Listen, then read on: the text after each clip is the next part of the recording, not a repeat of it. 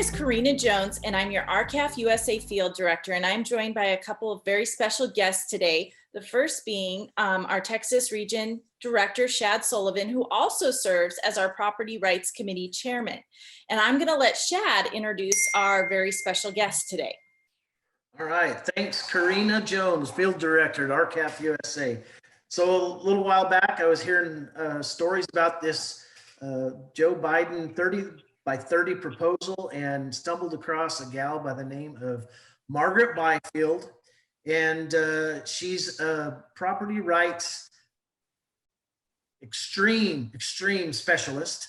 And I don't know what we'd call you, Margaret, but I'm proud that we got together and I'm really happy. So I want you to tell us a little bit about you and your organization and what you guys do down here in the middle of Texas. Thank you, Shad. I appreciate you having me on the program, and of course meeting you. And that was kind of a fun adventure. We're both in Texas and we didn't know each other, but we're working on the same issues. So we finally got it together. So my husband and I run an organization called American Stewards of Liberty. We've actually been around a pretty long time, since 1992. I was raised on a cow-calf operation in Nevada, and my family filed the very first takings case against the federal government in 1991. And of course, that's the Hage versus US case, which I'm sure your members are familiar with. And you know, we won that. We had a couple of really good rounds. We won at the claims court, but we ultimately ended up not getting a hearing before the Supreme Court. And so we did lose that case. But that was kind of the beginning of me getting involved in these property rights issues. I was young then, not so much now. And so, you know, it's just been a lifelong battle growing up the way that I did, seeing the confrontation with the federal agencies and what happens when federal agencies have so much power and the landowner has so little, and how they can really take advantage of that situation and how difficult it is for people to fight back against that, even when they're right, even when they're justified. And so, you know, growing up in that environment and then watching the family and helping the family go through the takings case like we did, you know, you kind of get a passion for it. And I just have grown up with that understanding that, you know, property rights are so important. They're eroded every day in our nation, and we have to push back, you know, the best that we can and fight these kind of proposals like 30 by 30. My husband also was running a property rights organization before we got married, and his was American Land Foundation. And so we ended up putting the two together to create American Stewards of Liberty. But we've worked on all kinds of property rights issues, everything from endangered species. We currently have a delisting program where we file on species that need to come off the list, a very aggressive program. And we're one of the few out there that is really kind of taking it to the environmentalists on that front. Instead of just responding to their petitions, we're petitioning to get other species off. And we've worked on all kinds of issues from Trans-Texas Corridor. We use the coordination strategy to stop that big program. And we do a lot of coordination training. We work a lot with local governments and teach them how to sit down with the federal agencies and require the agencies to make their plans consistent with the local plans. So, you know, just about all levels of the property rights battle we have been in at some point in the course of our years. And so, you know, when you say I'm a property rights specialist, I guess I've never been called that, but you know, that's what we do. That's what we fight. So. Yeah, and I think today is as important of a time in history as ever, because we have come to forget that liberty and freedom is based in private property, in ownership of private property, whether it's land or guns or animals. It's all about, it extends that arm of freedom and liberty from property rights. And I think people either haven't been taught that or have not, or have forgotten it over the years. So let's move into the Biden proposal, 30 by 30 proposal, and give us an overview of what that is. What we want to do here is just help producers and landowners across America understand simply what it means and what it really actually is, and then we'll go from there. Okay. Well, the 30 by 30 program it's actually an international goal. If you really start researching it, you'll find that every country is being pushed into doing some kind of a 30 by 30 program. And what their intent is to permanently protect 30% of the nation's land and oceans by 2030. That's 9 short years. And, when we first started seeing this crop up, I started seeing it come out in some of the material before the inauguration. And that's when, just from where it started popping up, I thought, boy, we might want to pay attention to this. Did a little digging, found out that Vice President Harris, when she was senator, had sponsored a Senate resolution for 30 by 30. And then Deb Hoagland, who's now our Secretary of Interior, had sponsored the House version of the 30 by 30 proposal. And so then when I saw that, I thought, okay, this is going to come up. We're going to be dealing with this in the Biden administration. And so started really digging into it. So fortunately, had read a lot of material from the environmentalists prior to it coming out. And one of the key reports is the Center for American Progress report. How much nature should we save, I think is the title of the report, but it kind of papers the philosophy of this 30 by 30 program from the environmental perspective. And so that's a really good one. If you guys really want to dig into what is really behind it and what the environmentalists are thinking and what they're really pushing, that's a really good place to go. And key to that is to understand that in there, they say that currently only 12% of the nation is permanently protected in its natural state, which is the place they want to get to us to at the 30%. So we took a look at what makes up that 12%. And that is wilderness areas, national parks, state parks, national wildlife refuges, and private property with conservation easements in perpetuity. That's what makes up the 12%. So, we're hearing now, because there's obviously some pushback coming against this agenda now, but so now we're seeing them kind of soften their message a little, and they want to make it very, very clear, triple underline, it's voluntary. Whatever they do with landowners, they're here to help. They just want to help conserve land. It's not about protection. And so be ready for that, because that's their pushback. That's what they're going to say. But what I really advise people to do is read the environmental literature. They tell you exactly what they plan to do, and it's really clear. And so take the time to read that CAP report. For a landowner, that's kind of a scary thing to read, because, what's in there is that's your property that they're talking about conserving. And the other key thing that I want to point out is that this is just the first bite of the pie. Yeah. So when you finish up the CAP report, I think goal number 8 is that what they really want to get to is what they call the half earth philosophy. And that is 50 by 50. So permanently preserve 50 by 50. Well, the most important thing to understand about this program is that that's your land that they're talking about conserving. These people who are pushing this have no dog in the fight. They don't own the land. Right. They're coming for your land. And we have to push back. We have to push back on this. So on CAP report, go ahead, that CAP report that you're talking about, I saw that on your website, correct?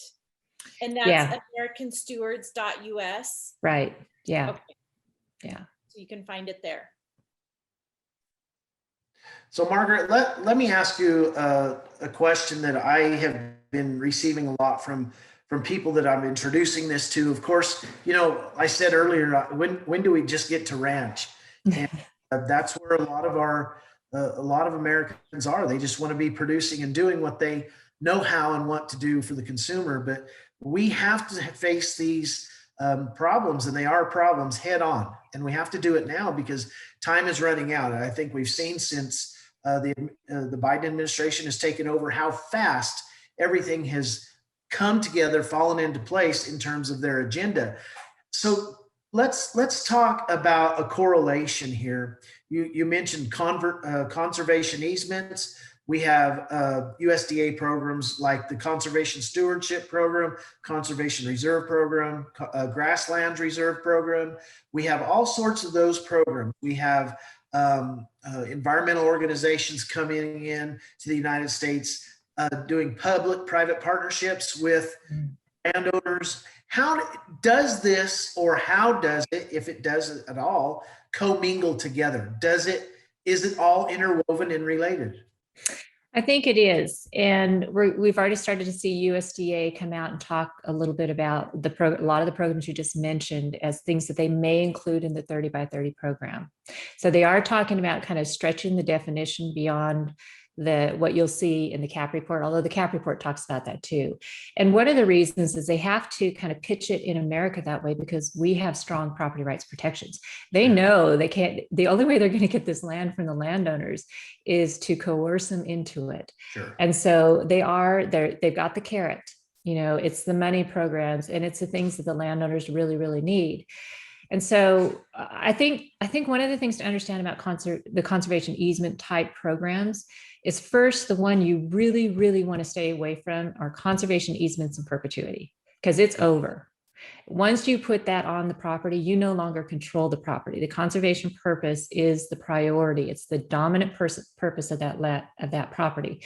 And even though they tell you that agriculture, you can continue to do what you're doing today, think about it, that's all you can do. So it freezes. What you're doing today is all you can do. So think about it in terms of if we had been putting conservation easements on our properties, like a piece of farmland 100 years ago, that farmer today would still only be able to use horse and plow under an existing conservation easement.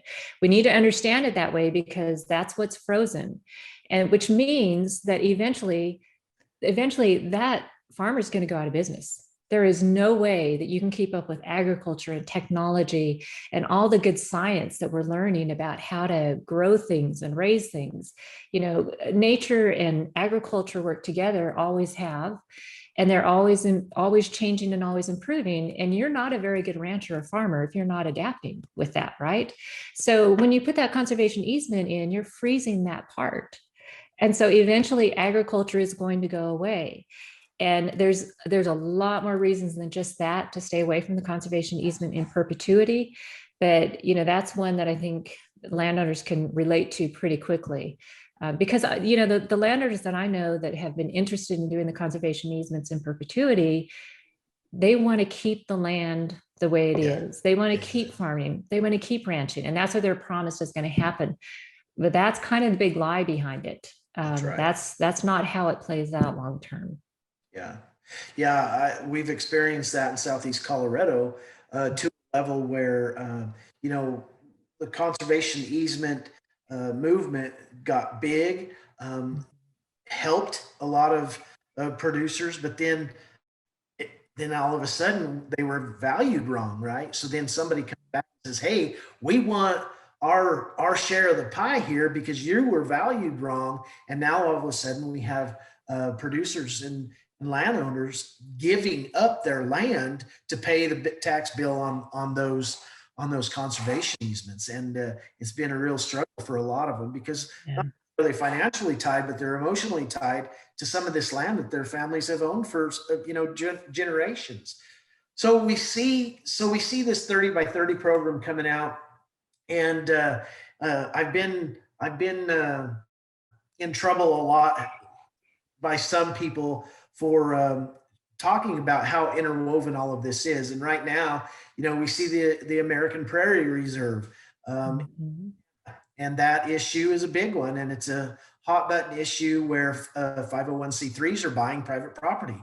Well, what happens with that is that does not allow, when you have big foreign or domestic money sources buying land, it excludes local landowners from being able to compete to purchase that land, right? And we have in Nebraska, that was in Montana, in Southeast Colorado, and this is how I really got my love-hate relationship with property rights issues, was through a national heritage area.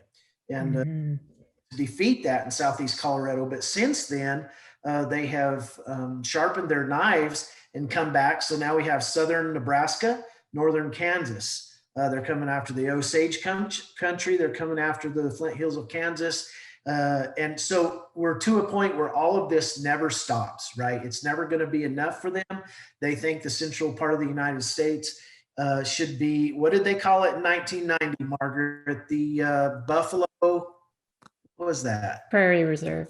It was the Buffalo Commons. Yeah. And it's the same people that's producing all of this and attacking this in a grand scheme, and they've done a fantastic job of coming about getting these partnerships. I had one neighbor tell me he had worked on a ranch for 40 years.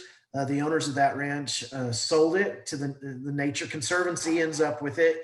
And he says, Shad, we'll never be able to produce without these public-private partnerships now. And I say, let's not sit at the table with the enemy. Let's do our homework and see what is truly behind all this land taking and these land grabs, and go from there. So, Karina, do you have something you want to say? Well, what I have found really interesting about visiting the American Stewards website is kind of the action steps. And because without guidance, a producer like me, I would not know where to start. And so I appreciate all the information that you have provided on there, Margaret. So tell me as a producer, and Shad, and all of us, what is our action step? What is our call to action at the local level? All right. And it's a great question. And you guys are the boots on the ground. So at the end of the day, we have to remember, for these programs to go in, they have to get through you. They have to be implemented locally. So that's where a lot of our first focus is. And one of the things we did was we work with the county in Colorado, Garfield County. We've worked with them on a number of issues, and they are just fantastic. They always stay on top of these issues. So they're one of those counties we can pick up the phone and say, hey, there's a program called 30 by 30, and they are on it very quickly. And so they stepped up right in the beginning, and they produced a local resolution opposing 30 by 30, and worked with a really good attorney that we've worked with on a lot of things to make sure that whoever passed this, it was defensible. And so they passed the first resolution, and we created a model resolution. There's actually two in our download package. It's a Word file so that it can be edited, because that's what we want people to do, is take the parts that apply to each county, make your own resolution. And there's a resolution that is focused on private land issues, and a resolution that's focused on federal lands issues. So you take what parts fit your county and put in the demographics that you need, the industries that are, your dominant industry in that county. It could be, row crops in one county, and it could be cattle in another. And so you modify that resolution to fit your purpose. And it's got very strong language in there opposing 30 by 30. And that's really, really important to do. That is such an important step, because to get a local resolution like that passed, first off, you have to have the quorum of your governing body agreeing to that position. So you've already got a core group of your elected leaders opposing it. It also takes the citizens, your neighbors, the producers, supporting them in that effort. And so by the time you get through that process, you have a group that's pulled together behind that mission. And so it's a natural organizing tool locally, which is one of the reasons we love those. But the other thing it does is then that goes to your state elected officials, and then that goes to DC. And, if we can blanket the country with these, it is powerful. It's powerful at the state level, and it's powerful at the DC level. And Nebraska is ahead of the game in this. I mean, I'm so proud of your state, what you guys have done. You guys have been on fire for 30 by 30. And it's been really amazing to watch. I think we have 6 local resolutions already passed out of Nebraska. Wow. And those are just the ones I know of. I mean, I saw one come through not too long ago. I haven't even been able to open it up yet. And so that is fantastic. And with the calls that I'm getting and just questions that I'm getting, first off, I'm getting great questions. They're serious, they're intelligent. I've worked with one county planner who wanted me just to take a look at their resolution and make sure it was on point. And he had done some really neat things in that. This is why I love that device, is because it gets you people who know the issues better in your community than anybody else, putting it on paper and standing up and defending your industries. And that is just critical. So, blanketing the country with these local resolutions is absolutely key, because, at the end of the day, how they package this program to us, right now they don't have authorization for it. So they could go to Congress and they could say, you know, slip it in a bill authorizing 30 by 30. It could be that overt, or it could just be kind of under the rug, you know, a few programs through conservation, you know, through NRCS and conservation easements and those kind of things. Could be the Antiquities Act with the president, where all he has to do is sign a paper saying, I'm creating a national monument, like he did the Escalante National Monument. And frankly, the issue you mentioned in Montana, the American Prairie Reserve, I was on their website a couple of days ago, and I drilled down to the bottom, and they have a question on there. You know, does the American Prairie Reserve support a national monument? And they basically say, we have no position on it, which means doors wide open. That's you know, right. if President Biden wants to come in and make that a national monument, then he could do that. Now, here's some information I think that's important to know. For the most part, the White House has been not talking to our side. They've been talking to the environmentalists, and anybody who agrees with 30 by 30, they are having great conversations with them, from what I can tell, but they're really not talking to our side. So we have had a really good letter that has come from Congress, signed by 62 senators and congressional representatives opposing 30 by 30. It's a fantastic letter. And that prompted the White House to actually have a briefing with those staff members on those. Oh. And my understanding from that briefing is, well, first off, it did not have a lot of substance. In other words, the staffers asked some really good questions, didn't get a lot of real detailed answers. But what we did learn is that it is going to impact private property. They cannot do 30 by 30 without going after the private property. And that Antiquities Act is going to be one of the vehicles on the table. And basically they're saying they want to use every tool in the toolbox. So that, you know, getting back to your question, that's why the ground game is so important, because how they get it put into each community is probably going to look different. You know, it's going to be the Prairie Reserve here. It's going to be the National, what the other one you mentioned, the Heritage Area, the Heritage Area, yeah, here. And so, you know, I kind of see it as a feeding trough. Every environmentalist with their pet project is sitting at the table here, give us this piece here, give us this piece here. I think that's what we have to expect is going to come through in our communities. When you kind of talk about their offense, it makes me think that our defense better get quick and urgent, like right now. Is that what you're saying? Yeah, absolutely. Do it now. Do it today. And, you know, the first step is the resolution opposing. The second step, and once you get your community organized and your people behind it, the second step is taking a very deep look at your county plans. So some counties have like a natural resource plan in place. Some counties don't. And just some counties have a comprehensive plan, which addresses it a little bit. But you want to start looking at your plan and making sure you have policies in place that protect your industries, protect the land use, and have strong language against any kind of programs that tie up the land and infringe on the property rights and infringe on the use of the land. You know, and there's so many different ways to go about that, from you know, no more than X% of the land can be owned by the federal government, or, you know, make sure that it's pro property rights. There's just a lot of ways to go about that policy. And you really have to tailor your policies to the pressures that you're receiving. So the policies that they may pass in Montana would be different than maybe what you would pass in Nebraska. But that's another really important part, because the other part of this, the only real way that local governments have to fight these kind of programs is using the coordination strategy, which is, you know, another whole thing that we teach.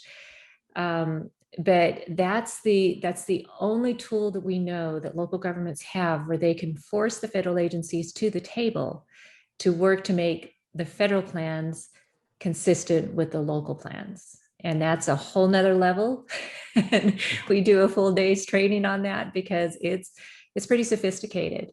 It's absolutely doable. Once you understand it, it's absolutely doable. But there's a lot of parts to know about that to really do it effectively. But so step one, opposition resolution. Step two, take a close look at your plan. Make sure your plan reflects the values and the industries and the property rights protections that you need. Step 3 is learning that coordination process so that you can bring the federal agencies to the table when you need to. And Margaret, you were telling me the other day about some of these legislators across the country signing on, and I think that's a big number that our producing landowners need to hear from you. What kind of number has signed on to this? So the Conservation League of Voters in 1929, last session, I'm skipping my years, 2020, had prepared a letter signed by 450 elected local officials supporting 30 by 30, 450. Now, what's key about that is that those are only individuals. So it was not a county board. In other words, Right. it's the outliers, the real more radical green that are on these boards that are signing on to this letter. So it's not committing their county or their local government to it. So in essence, it really has no power. It's like if the three of us decided to sign a letter, that's wow, we have no power, right? But it gives the appearance as if local governments are supporting this. That's and right. then they followed it up with another letter signed by 70 mayors supporting this. So those are like the mayors in Boise, Idaho, right? And she thinks it's a marvelous idea. Well, of course she does, because she has no land. She's already developed all their land, right? She's not trying to save their land. That's already gone. She's trying to conserve your land. So she thinks it's a really marvelous idea, and we have to remember that that's who's supporting this. That's who's pushing this agenda, are people that don't have skin in the game, but they make the appearance as if they really are, like this is a big push. Americans are really for this. So we've got to hit that message hard and make it clear that, Americans are not for this. Well, and I think, right now in Colorado, we're dealing with an initiative called the Pause Initiative. And the most important thing about that initiative, it's a ballot issue coming that pertains to animal welfare. And what's most important about that is for people to understand that, we have to go to the people that don't have skin in the game and help understand who we are and why these issues are important. Because as you said, the mayor of Boise, Idaho, probably is not a producer. They don't understand simple productivity. And so we have to really reach out and create more relationships with those off-farm or off-land, non-land ownership people. And one of Absolutely. the best ways that all producers and people that are interested in fighting for this issue can do that is through letters to the editors in their local papers. Mm-hmm. Yes. We have got to take advantage of getting this issue under people's eyes. And letters to the editors is one of the best ways we can do that in our local areas. Yeah. You're spot on about that. And the Center for Biological Diversity, it was a group of about 3 environmental groups, hosted a webinar in Arizona about 2 weeks ago for their people, because they were going to teach them how to do letters to the editor. And they had, the copy of a 30 by 30, letter that they could send in, and telling them how to contact the editor and how to do all that stuff. I mean, they're way ahead of us on that kind of stuff. So that's a really, really good point that you just made. And, once you have information about what happens at, your county level, the commissioners meeting you went to, get that into your local media. In fact, invite your local media to the meeting. Okay. Don't just share the news, make the news in your area about this issue. Yeah, you're exactly right. That's awesome. Yep. Mm-hmm. Oh my goodness. I don't even know where to go from here. Karina, you're going to take it over. Well, one last thing that I want to finish up with is on Margaret's American Stewards.us website. They have an incredible resource, a 30 by 30 booklet that I really encourage everybody to go there and find, print out, and read through that information. Because if you want all the info in one place, Margaret and her team has already provided that for us. And Thank you. Appreciate it. And also, I want to share with all the viewers. Please go to that American Stewards.us. Correct? Yes, that's right. Thank you. And get on there, learn about the 30 by 30, but also we cannot do this without help. We need to help these organizations fight. I know we're all stretched, but there is a place that you can help and become a member of that organization. And I'm sure Margaret and the organization would appreciate it very much. Well, we would, and I really appreciate you saying that. I thank you very much. Well, Margaret, just to make you feel better, Representative Ronnie Jackson has been contacted over this. He's very interested in it. Jody Arrington, North Texas, he is, his office reached out to me yesterday. I need to get back with them. Very good. Commissioners in Colorado and in Texas, Archer and Young County, both have said, what do we need to do with this? And I sat down and I said, go to that website, American Stewards .us, and it'll tell you what you need to do locally. And it does start locally. So, wow, great work. That's absolutely. well, we're absolutely all on the what needs to same be done. team on this. You know, I think what those people with those alternative agendas have done is out strategize us, and they have come hard and fast at us. And it doesn't matter if we're talking about property rights or laws coming into effect. We have been out strategized, and we're going to have to start playing some offense instead of playing defense all the time here in rural America. It's very important. So thank you so much, Margaret, for taking the time. Learn all about the 30 by 30 issue and check out Margaret Byfield's upcoming speaking engagements. Stay up to date on new developments and action steps at www.americanstewards.us.